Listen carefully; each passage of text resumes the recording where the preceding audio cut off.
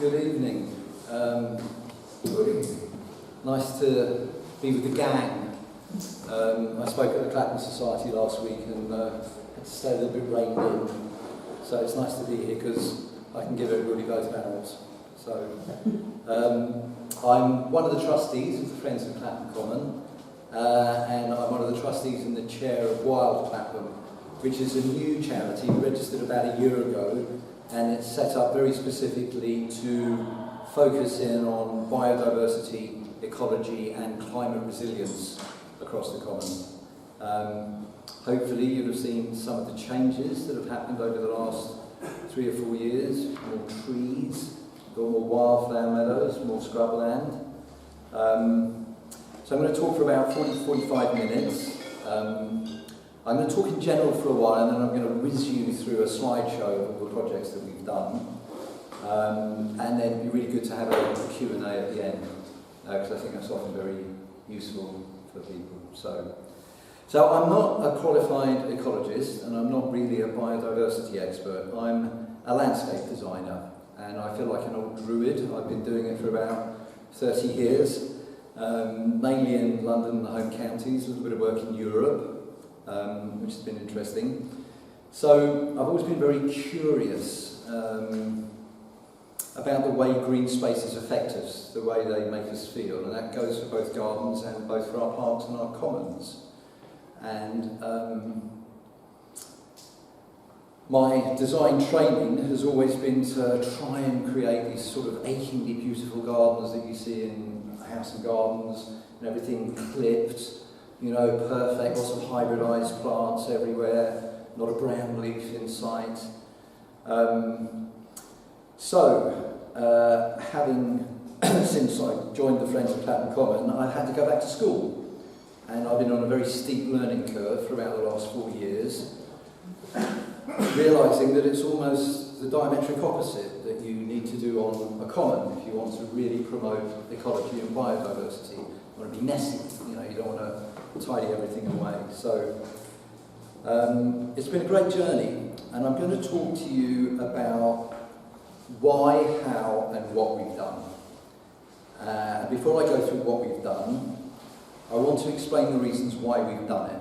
Some of them will be fairly obvious, and then at the end I'm going to quickly skip through how we've done it, because I think that's actually very interesting.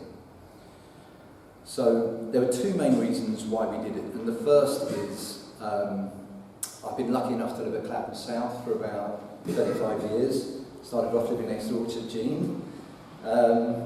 And to be frank, if I wanted to go for a lovely walk in one of our local commons, I would have gone to Tooting Common or to Wandsworth Common. They're more interesting, there's more to discover there, they're wilder, there's more of a journey through them. And in comparison, Clapham Common I almost never went to really, because I always found it very straightforward, relatively featureless, and to be frank, kind of rather boring. Design-wise, everything on Clapham Common really used to happen on just one of 2 axes. You either have very, very vertical tree trunks, or you have enormous, endless acres of cut and empty grassland, horizontal grassland. And that whole middle story, the whole understory, that middle section, where all the good stuff happens, was missing. It had just gone. So we wanted to try and change that. The second reason, and of course the most important reason, is in response to the climate and ecological emergency, trying to improve the biodiversity and ecology of the common. Surprisingly, in 2019, Lambeth Council was the very first London borough to declare a climate and ecological emergency. And you know, we now find ourselves in a world that has warmed just over 1.2 degrees Celsius. And I'm sure that most of you would have seen last week the data from the United Nations is predicting that we're likely by the end of the century to go between 2.6 and 3.1, which is going to be catastrophic. Although they're intrinsically linked, the climate emergency often overshadows the biodiversity crisis and the enormous loss of biodiversity. that we're now facing in the UK. There are far fewer column inches written about biodiversity loss than there are about CO2 levels and global warming. So the reason I became so interested in working on our green spaces as opposed to domestic gardens is you have so much space. They are enormous. And even though our parks and commons come under tremendous pressures really to accommodate sports, events, dog walkers, keep fit enthusiasts, joggers, and us nature lovers, if you really look around, there are still lots of available spaces, either around the edges or little hidden areas to work on, and sometimes really very large spaces right in the middle of the common that you kind of somehow missed.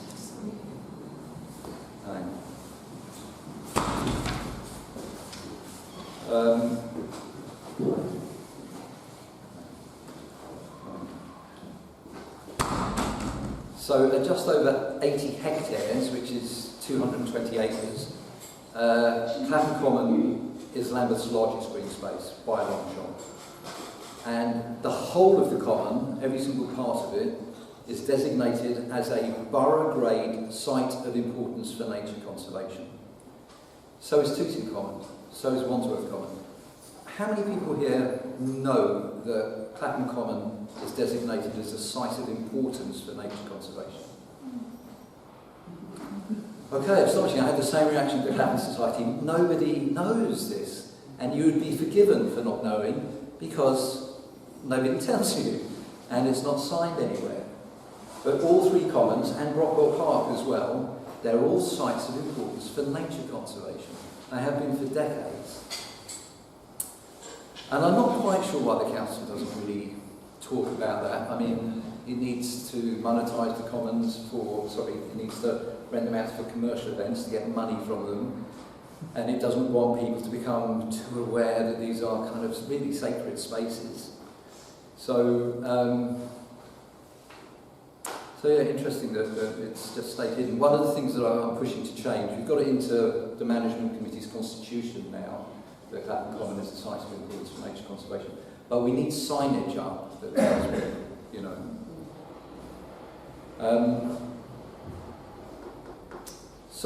Friends groups are amazing, and I love them, and I'm very, very proud to be part of trustee of the Friends of Clapham Common. But we're really quite political.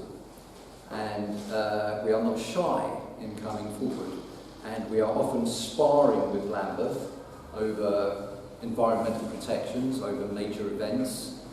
A couple of years ago we very diligently unpicked an enormous plastic grass project that was planned for the bowling greens. They wanted to cover the bowling greens in 2,000 square metres of plastic grass. Caroline was very supportive and helpful at the time.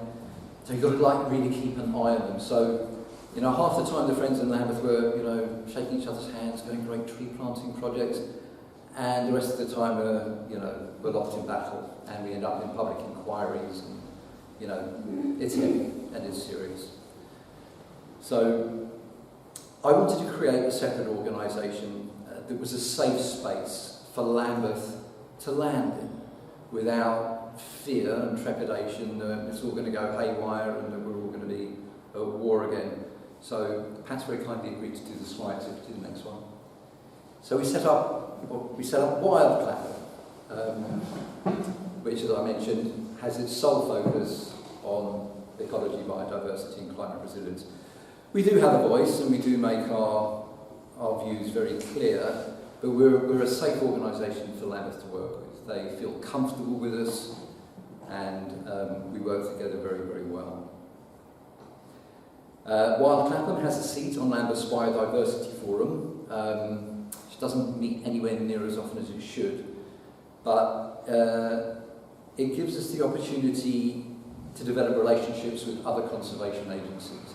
And we've done this. So we've got really good relationships with the London Wildlife Trust, Butterfly Conservation, Frog Life, the RSPB, and these people are our experts, and they really help us when we put together our new projects.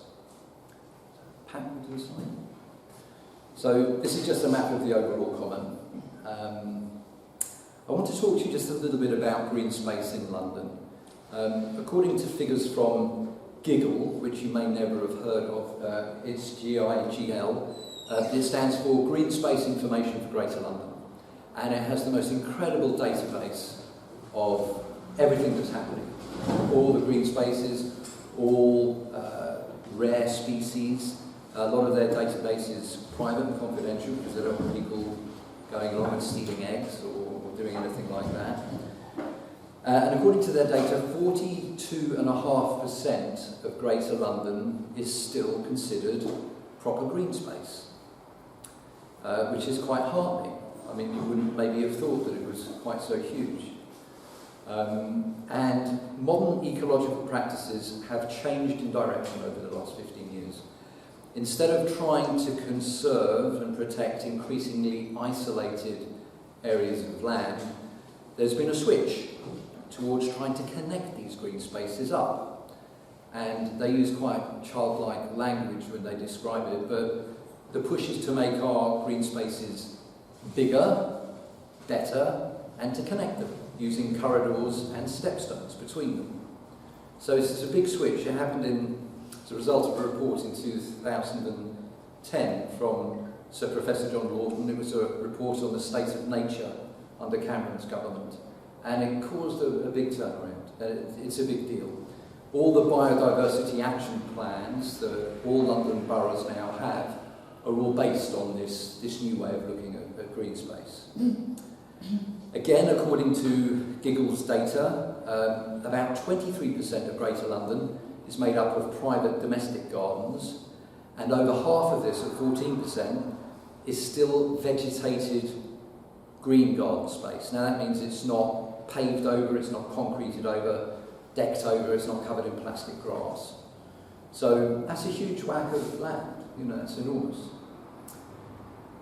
So we need to take the general public with us on this journey, and it's something I actually feel really quite passionate about. We need far more effective public awareness campaigns to alert them about the dire state of nature, and we need to help and educate the public in terms of how they can really help. And I know there are some groups here this evening like Beautify Balham that are doing that already, which is great stuff. But in my view, we need our local authorities, and perhaps even the Mayor of London, to kind of really step in and to do much, much more. We can't just rely on our parks, our commons, railway sidings, tiny pocket parks and cemeteries to do all the heavy lifting. We're not bringing everybody with us, and all those areas on their own can't do it all. So the National Lottery Heritage Fund is just launching a new campaign, making £15 million available to spend very specifically on improving nature in towns and cities across the UK. And I actually have a meeting with Lambeth Council tomorrow to explore how we can put together a bid for this purpose. And I will be urging Lambeth to apply for funds for targeted campaigns aimed at the general public to do much more in their own gardens to support our wildlife. Even simple things like putting up more bird and bat boxes, keeping log piles for habitat for beetles and other invertebrates, introducing certain food foliage plants to support caterpillars and the larval stages of insects. If we have no caterpillars, we have no butterflies. We need to put advice out on how to look after your green space, like don't cut your garden back to nothing in the middle of the nesting season, which is what I just see happen all the time. And it's not because it's, we're full of bad people. People just really don't know. They're not clicked in, they're not synced with this. So we need to cut gardens back between October and early February. And we need to leave a greater degree of density in our gardens. A lot of my clients who I love dearly, everything has to be like really super skinny, so they have the maximum amount of space. Let things bulk up a little bit, let it go just a little bit. Otherwise we have no habitat. And we need to help the public learn to share. And that's a big word because, you know, particularly in this area, people don't want to do that, you know. They just don't want to show it's mine. And it's like, you know, there's a brown leaf over there, we need to remove it, you know. So we really do need to help our wider public. And although we've had a lot of support for the projects that we've done across the Common, Lambeth Park still gets lots of complaints about the grass being allowed to grow longer. You know, why are there so many weeds everywhere? You know, why is everything looking messy? They tend to send those to me these days, but you know, they're not weeds, they're our native wildflowers. You know, so one of the biggest push that we need to make is to help the public change the shape of the aesthetic lens through which they view their green spaces. You know, we are a very tiny country because we're a wealthy country, and for decades people have got used to everything being just so. You know, so it is a little tricky for people, but this is the task. This is what we have to do if we want to make progress. And we've got large tracts of land now on Clapham Common where we don't need to do any maintenance at all. We've realised that you don't, even once a year, you don't need to cut back.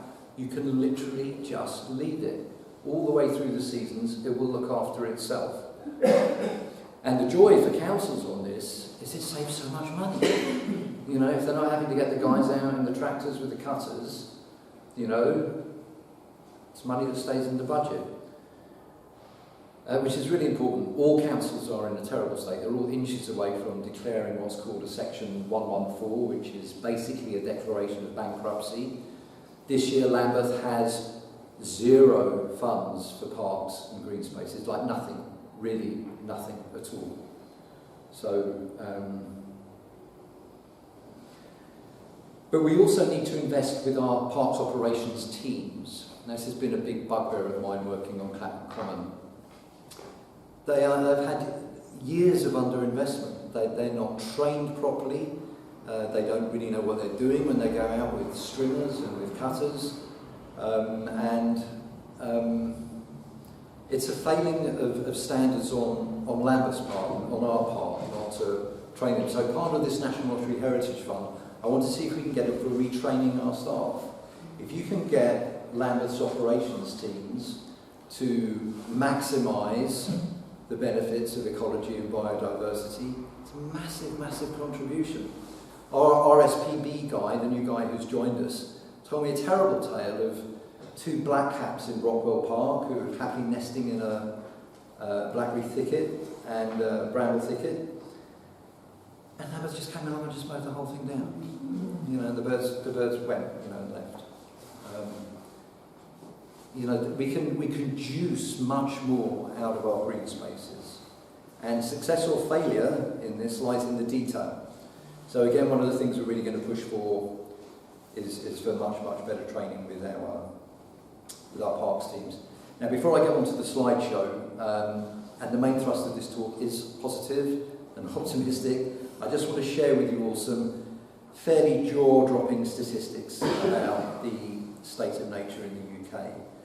The Natural History Museum keeps its own rather clumsily termed biodiversity intactness index, and in 2021 they published their studies showing that the UK only has 53% of its biodiversity remaining.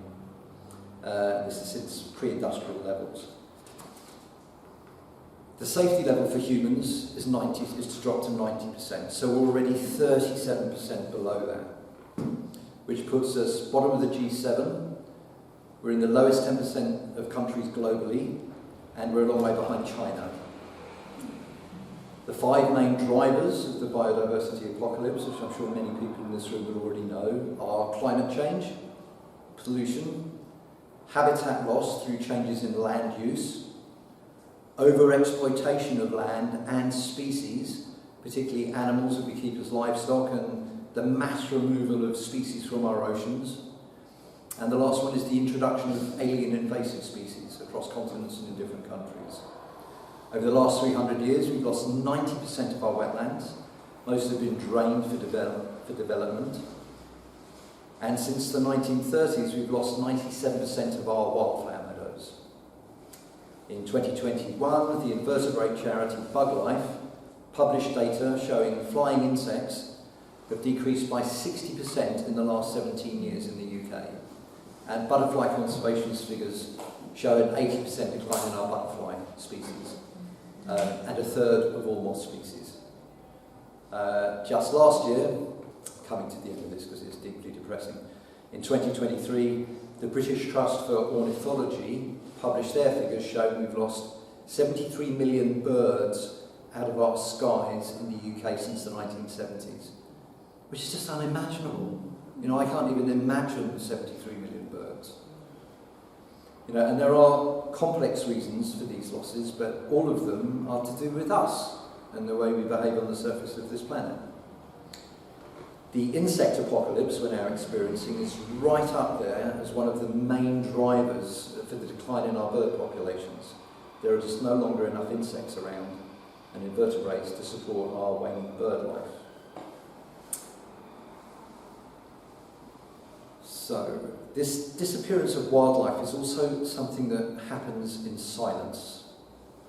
You don't really notice things changing by their absence, because they're not there. You clock things because they're present. So every new generation of humans that comes along has a shifting baseline. Youngsters today think that what they're seeing is normal, and that this is the baseline against which to measure future losses. So, I'm going to be a bit more happy now. Go to the next slide.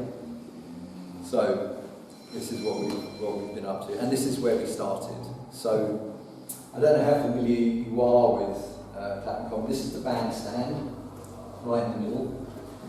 And this was one of those larger areas. It's landlocked by paths and trees, and it was right in front of us, and nobody had sort of seen it. It's 5.5 acres. It's huge. So they had a series of mounds running through it, which made us think that Lambeth are never really likely to develop this for sports pitches. It's too complicated and would cost too much money. So we thought it was a perfect place to start off with our scrublands. And for those of you who, probably everyone in this room has probably read Isabella Tree's Wilding book, scrubland is its own ecosystem on its own, it's its own habitat. So we got going. Next slide. So these are our tiny little shrubs that we started off with. This was in 2021, late 2021, and they look almost sort of insignificant and invisible in the landscape. But if we fast forward a couple of years, you can see that this empty box of tree lines and paths has now got some structure in it. And it's got some layering. So we're going to just stay there for a minute now.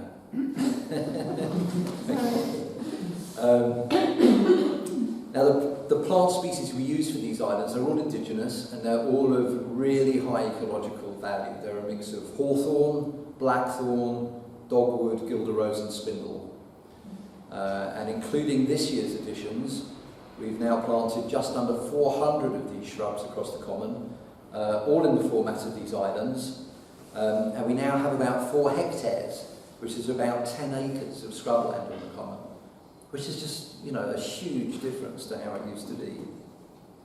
And we're starting to create these stepstones, these green corridors through which wildlife can move. These are incredibly valuable for small birds, you know, that would be picked off by crows, you know, if they don't have any cover. Now we're going to go. Hawthorn has been the majority. It's been the majority plant that we put in because it's just so incredibly valuable. It will support about 300 different invertebrate species, all on its own, which is a joy. And the flowers that you're seeing here, these all turn into the bright red haws, which support not only our native bird life, but also the overwintering thrushes like fieldfares and redwings that spend their winters with us. And we're seeing a lot more little bird life dotting, you know, flitting between these little islands.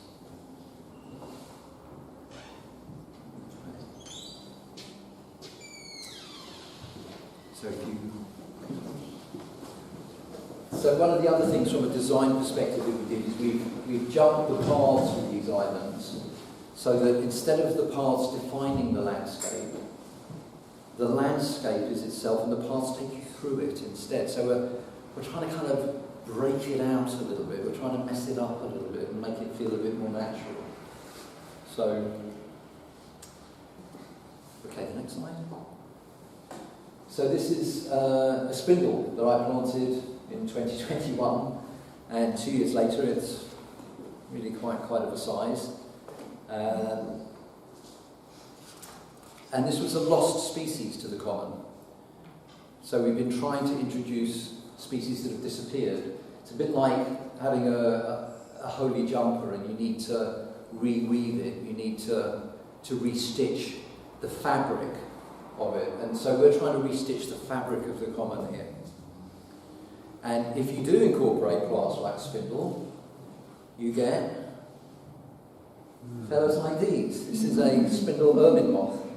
And I absolutely love this character because it looks like it's just had its coronation. You know, it's wearing its, proudly sporting its gown. The UK has 59 species of butterflies, if you include 2 of the migrant species, clouded yellows and painted ladies. But we have over 2,500 species of moths, and they're often overlooked in favour of their more glamorous cousins, the butterflies. So these shrubs collectively will support about 150 species of moth. Okay, next slide. This is a viburnum that I planted in 2021, completely native, usually indicates a sign of ancient woodland, so I thought I'll drop one of those in, see if we can get away with it. And these are the berries that it produces towards the end of the summer, and they're an incredibly important food source for a number of birds, but particularly mistle thrushes. And we do have a very small population of mistle thrushes on the common, so we're hoping to boost those. You know, we're targeting them with these. Next slide, Pat. So this is our next project. This is a triangle of land that is along Windmill Drive, just outside bandstand beds and near the children's playground. And we did this in March 2022, and it was the first deep scrape wildflower meadow that we made. It was a partnership project with Lambeth, CCMAC, which is the management committee, and Butterfly Conservation, who very kindly helped with the design and supplied all the wildflower seeds. They helped us work out what we needed to get in there. And if you swap again. So this is a plan of the design, and you can see that there are actually 3 meadows. I mean, it looks like one meadow, but we are very keen in all our projects that we engage the public. So there are paths running through here and here, because we don't want people just to sort of walk around the edge of an enormous expanse of wildflowers. We want the public to have an immersive experience. So we want them to feel they're in it. You know, they're part of it. Okay, next slide. So yeah, this was the really scary part for me. In order to make the deep scrape meadows, we needed diggers. We moved about 300 tons of soil to make this. But the reason we did it is for sustainability. Almost all the whole common is covered in what's called improved soils, which are very high in fertility. And if you just scarify them and throw some wildflower seeds around, you'll get some blooms in year 1, but by the end of year 2, they're all being gouged out by the grasses again, and it will fail. So it was really important for us to make sure that that sustainability. I don't want to be doing this every year. I want to do it and to have it done. So, you know, we grasped the nettle and we did it, and it was really frightening for me when this happened, because it's like, you know, this is it. You know, if this is, I'll be in terrible trouble if this fails. And of course, it was the year of the drought. So once this was all done, we sowed it, and then we had absolutely no rain. So if you just go to the next slide. But within 10 weeks, that's what the space looked like. And what's very interesting for me about this photograph is the drought-resistant qualities of corn marigolds. You know, they, thank you, came in and saved us. So we had these incredibly beautiful golden stretches. And it's very interesting for us in terms of our records, our data. You know, what will cope, you know, with some of the weather extremes. These corn marigolds are Greater London Authority priority species because their habitat is being wiped away all the time. So, and if we swap on again, and this is an annual cornflower. Again, it's a GLA priority species. So these things, these plants now are self-seeding on the common, and they should keep going year after year after year. Occasionally I'll get in there and I'll probably just beef it up a bit. But they take about 3 to 5 years to establish properly. So if we just jog on again. So this was taken this year, and you can see that we've got more of a balanced mix here between the red campion, the oxeye daisies, which didn't appear at all in the first year. So it's starting to get more of a balance in its biodiverse mix. The perennials always take an extra year to come through. They're getting going underneath all the annuals. Okay, last year we also created a new meadow opposite Holy Trinity Church in Clapham Old Town. Sadly it was finished very late, then had to redesign a part of it that hadn't worked, so it didn't really get sown until it was very late, and it struggled to get through last year. But this year it looks absolutely amazing. It looks fantastic, and we had lots of very good feedback from the public. We swap again. So what we did earlier this year is we've created 2 further wildflower meadows, which gives us 4 big wildflower meadows on the common. This was a slightly smaller one on the west side. Don't know if any of you saw it. But this one on Battersea Rise is vast. It's close to 2,000 square metres. And it was very strategically put in this point, and so is this one on west side, because these areas are the closest points to Wandsworth Common. So in terms of trying to connect green spaces, you know, many bees and butterflies can travel the distance from these 2 different places across to Wandsworth Common. So we're trying to flesh it all out, you know, and join everything up. Okay, if you add all of the wildflowers together that we've done, we've got about 6,500 square metres now, which is really significant.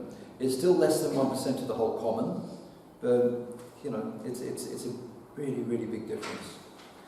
And all of these meadows will support populations of a lot of butterflies. This is the small tortoise shell.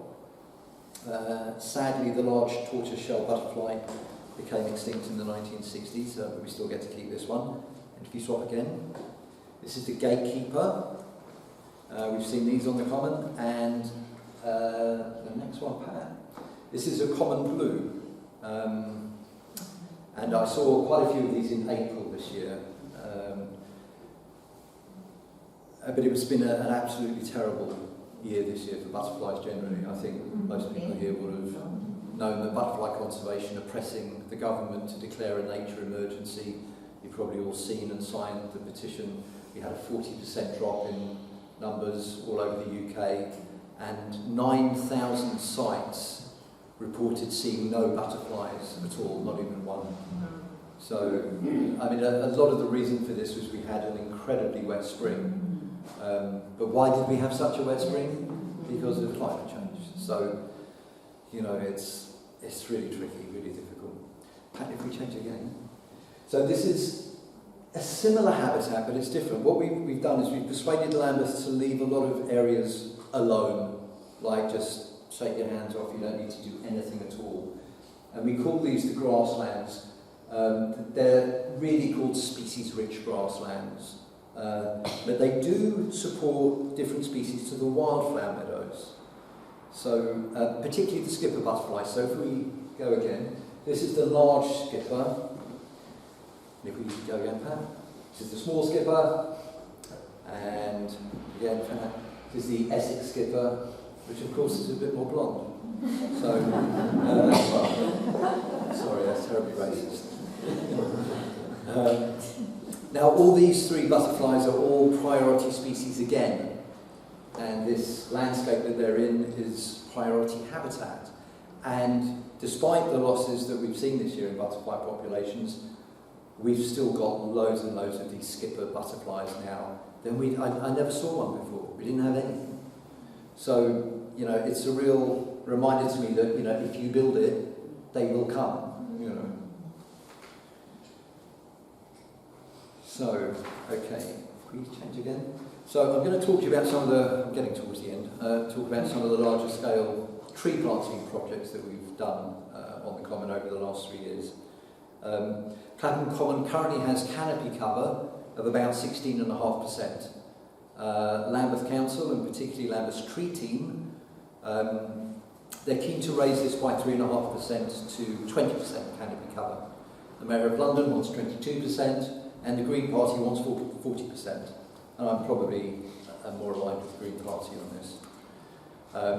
And although Clapham Common does have the most majestic heritage trees, I mean it really does, we've got some incredible ancient London plains, they're not that useful really for biodiversity. They are good, they provide nesting sites way up in the sky, and they're great for carbon storage and they're great for providing shade, but they are not a food foliage plant for any of our invertebrates. In fact, they're a brand new tree. I mean, they were hybridised in the early 1800s between an American sycamore and an Asian plane, and then they found, so it's a man-made tree really. So you never find them in the growing wild in the countryside or anything like that. And then the cities planted huge amounts of them because they were very pollution tolerant. They would cope with all the smog that we had. So if we change again. I wanted to share this with you because this is a heat map of London that was produced by the Friends of the Earth in July last year. And it shows the cooling effects that green spaces have. And just down in this corner here you can see a little triangle of Clapham Common. And you can actually see that the cooler temperatures link up through the streets to Wandsworth Common. So the range is about half a mile in its cooling effect. And they can reduce temperatures by 3.2 degrees centigrade. Blue spaces will cool the area around them by over 4 degrees. So the new wetland that we're going to talk to you about in a minute is even more effective.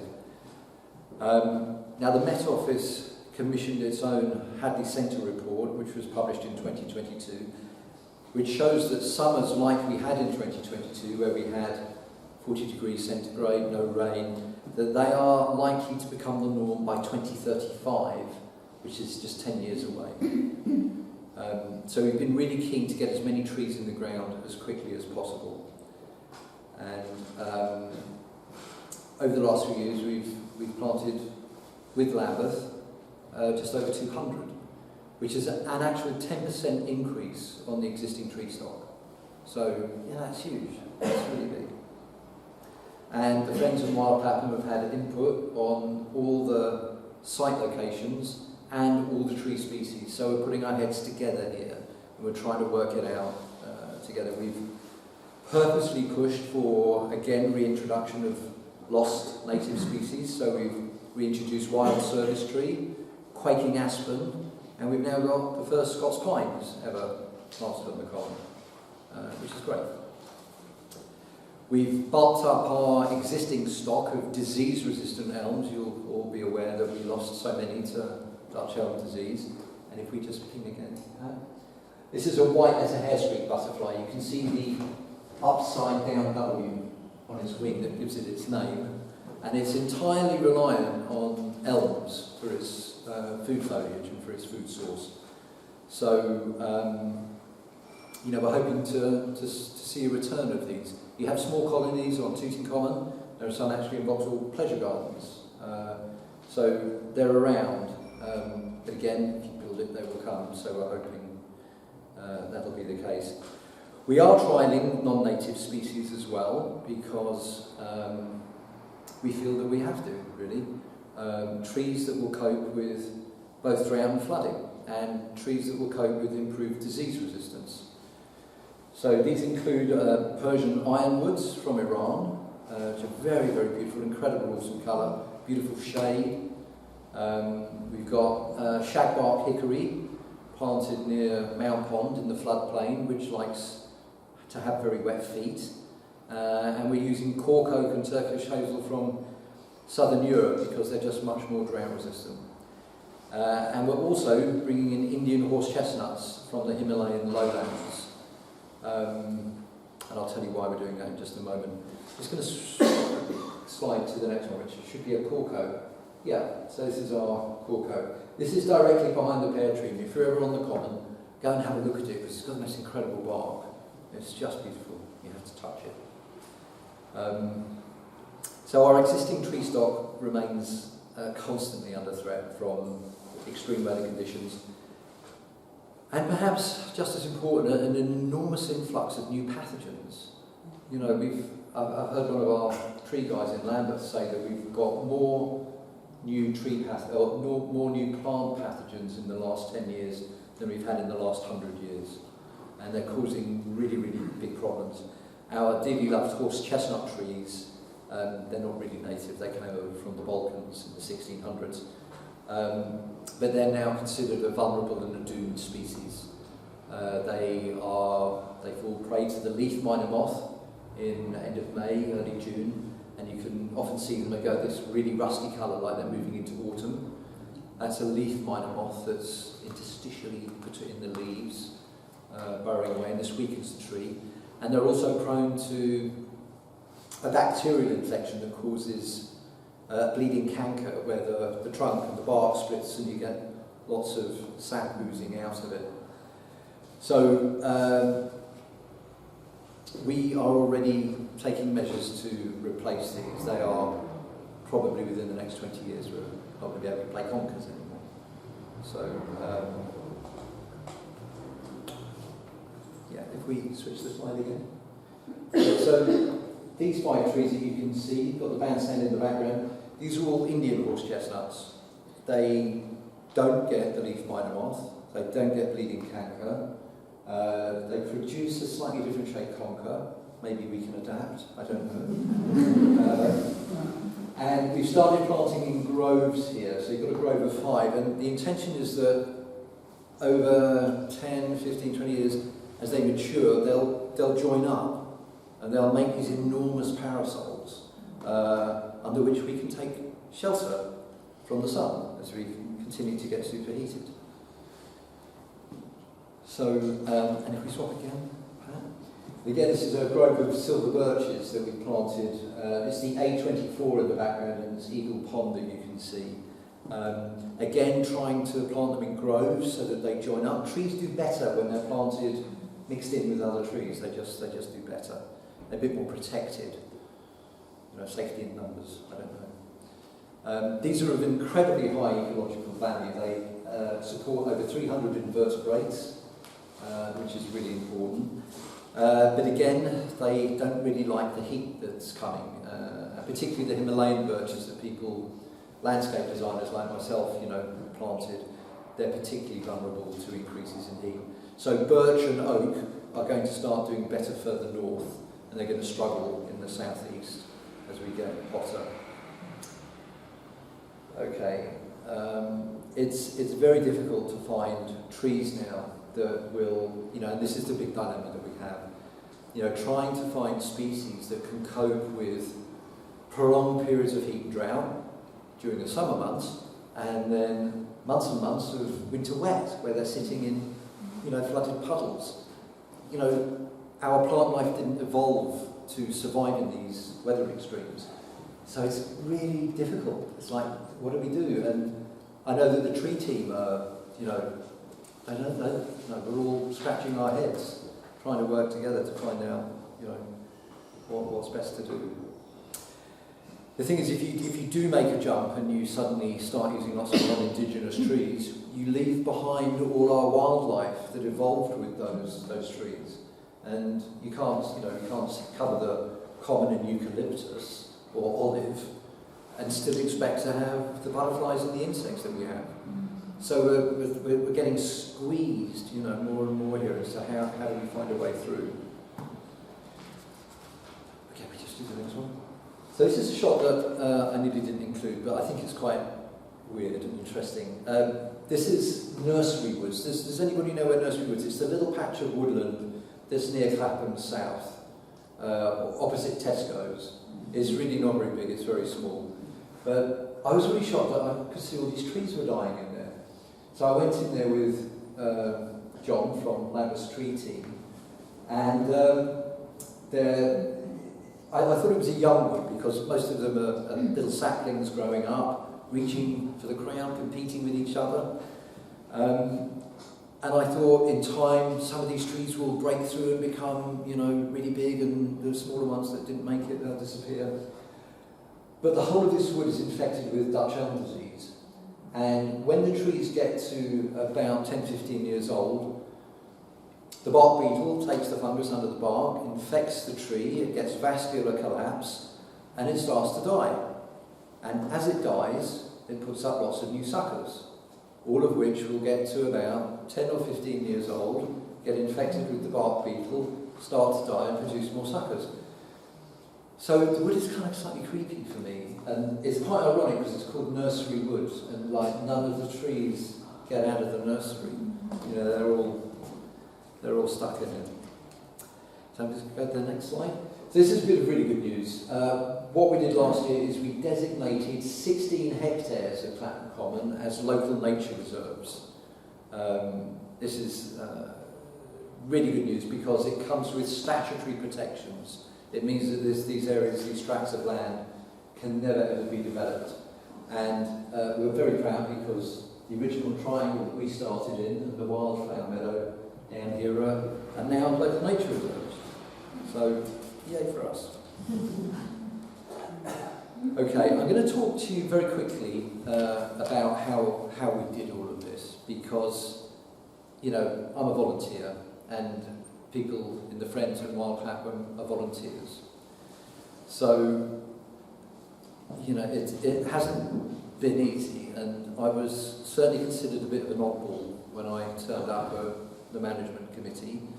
You know, who's this dude that keeps droning on and on about ecology and biodiversity and wants more and more trees.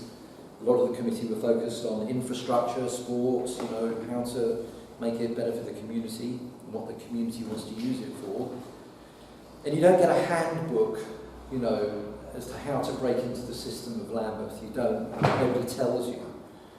You know, you have to work it all out for yourself, you know, and the workforce and the management structures within Lambeth are really complicated. You need to work out who's responsible for what, how it's all connected up. You know, you have an operations team who go out and do all the mowing, the cutting, look after everything, all the maintenance work. You have parks officers who are responsible for the overall site. You have the arborists team who will, you know, separately come in and do all the tree work. You have environmental compliance officers. Unlike Wandsworth, we don't have biodiversity officers, we have environmental compliance officers. Then you have the head of parks, you know, then you've got senior management, and then you've got the cabinet members. So you've got this like multi-tiered structure, and you know, I'm a complete geek, you know, when I chill out, I like doing cryptic crosswords. So it was like, what's the code here? You know, how do you crack the code to get inside this and to start making changes? So, you know, you have to make friends really quickly. You need to gain people's trust and confidence. You have to work out who your enemies are, you know, and you have to work out how to stop them from blocking you, you know, doing the work that you want to do. You know, when I planted my very first tree on the common, I had to have 4 meetings, you know, with the Friends, the management committee, with the trees team, and then with the parks officers.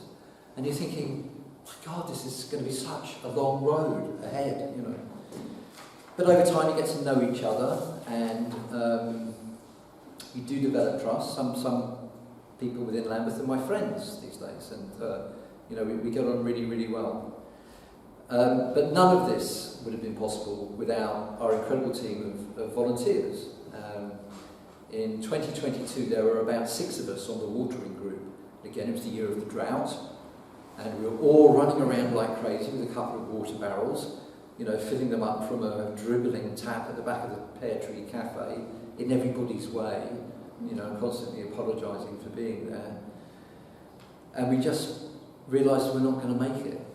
So we put out a call for help on our friend's Instagram account. Best of Clapham, I don't know if any of you follow Best of Clapham, they picked it up. They got about 70,000 people, they put it out again. And we now have 100 watering volunteers. Paula has joined us this year, and Mike, her partner, and it's been fantastic. We have become like a little army, workforce army. We persuaded Lambeth to spend £3,000 on putting in a fast fill tap station for the barrels, and they fill in 75 seconds. I know that because I timed it. And it was brilliant. So we used to meet 3 times a week during the growing season, and we would do all the new shrubs and all the new trees. Because one of the problems that you have is you cannot do this work if you can't look after it. If you can't get it through the first 2-3 years, you just can't do it. So, you know, I'm eternally grateful. They're all heroes, the people that turn up and help us. And it's a great model, you know, for rolling out across the rest of the borough and other boroughs as well. Because councils have no money, and I'm very in favour of a council and a community response, joint response to where we are with the climate emergency. You know, we're going to have to do this if we want to make the changes that we want to see. There's just no way around it. So, okay, last thing I'm going to say is our new project, which is about to appear. Yes, this is a new wetlands project that we are going to move forward with this autumn. It's a broad partnership project, and it's to create a wetland for amphibians, frogs, newts and toads, if we get any toads, and those invertebrates that spend parts of their life cycle underwater, like dragonflies and damselflies. We've raised £200,000 for this project, and it should be starting in a few weeks. If we zoom in again, so I'm just going to keep zooming in here for a while. So this is an aerial shot of it. The whole of the area that will be the wetland is this area here, and you can just see the edge of Eagle Pond, just to the right of it. So if you want to swap again. So these are not real, they're computer generated images. I know, it's disappointing. So we're planning to create around 1,000 square metres of open water and reed beds, with aquatic and damp ground planting. This is a viewing deck for schools, for school visits. Some of our local schools have deprivation rates well over 50% in their classes. So we really want to, you know, a lot of kids now, they've never really seen a frog or a dragonfly unless it's on a screen or in a book. So we want to get them off screens and back into nature. There'll be QR codes all over this site, so teachers can scan it, open up with information about the wetlands, what to look for at which time of year. You swap again. So you'll be seeing a lot more of these whizzing across the common. This is an emperor dragonfly. I'm very proud of this shot because these never ever keep still. And this was an incredibly windy day, so it was hanging on for dear life, and I just gave me the opportunity to snap it. So the Wetlands Project is primarily a Friends initiative. It's been designed by the Wild Clapham team, and our partners include Lambeth Council, CCMAC, the Consano Earth Fund have helped, the Frog Life Trust and Butterfly Conservation. And we've had letters of support from the British Dragonfly Society, the London Bat Group, and about 10 of our local state schools, and private schools, which is brilliant.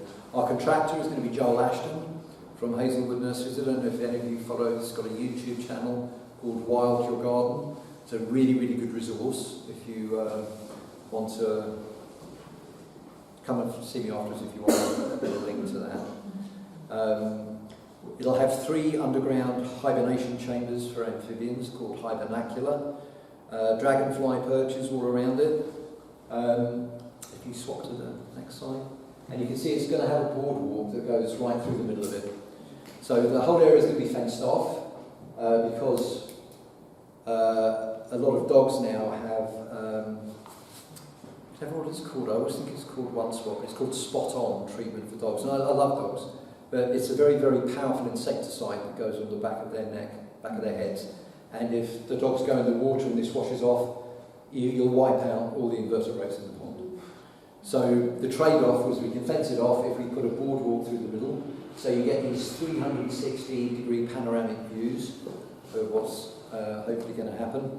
We're also funded by the Mayor of London, so this is a GLA-approved project. Priority habitat, supporting priority species. Pat, we're doing so well. Anyway, it doesn't really matter. I brought some booklets along. If you go to play at the top, it should click on that. There we go. So I've got some wild spaces booklets. We sold so many of them. They're £2 each. This is produced by Butterfly Conservation. What you can do in your own garden to help. And this is a brilliant book called Insect Inside. It was put together by the author is Penny Metal, and the whole thing was photographed in Warwick Gardens in Peckham. And this is David Attenborough Sanders' photos in here. I really recommend this. It's mind blowing. And Penny Metal has kindly agreed to let us use some of the images on our website. So we are delighted. Listen, I'm going to leave it there because I've gone on forever. Thanks so much for bearing with us, and really happy to take any questions.